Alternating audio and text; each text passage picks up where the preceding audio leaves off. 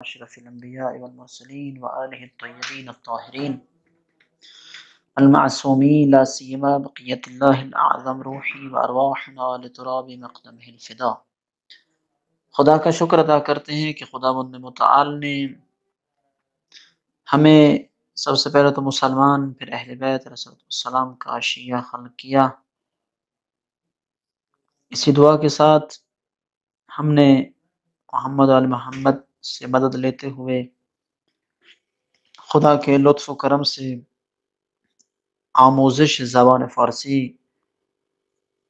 کا سلسلہ شروع کیا ہے۔ آموزش کا مطلب ہوتا ہے سیکھنا اور سکھانا، یہ لرننگ۔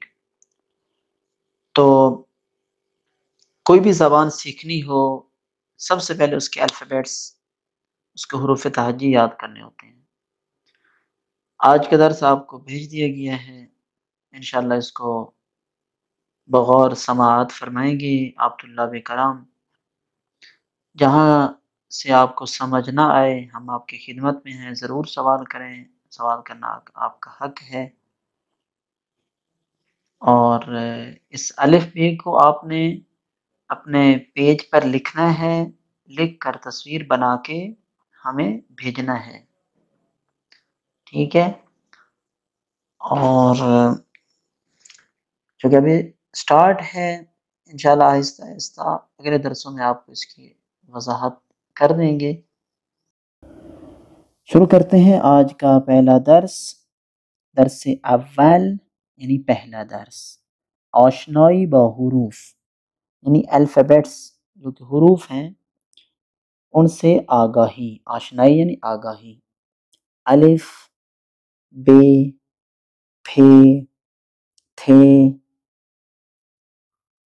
س، جیم، چھ، ہ، خ، دال، زال، ر، ز، ی، سین، شین، صاد، زاد، ٹھا، ظا، عین، غین، ف، قاف، کاف، گاف، لام، میم، نون، واو، ہ، ی۔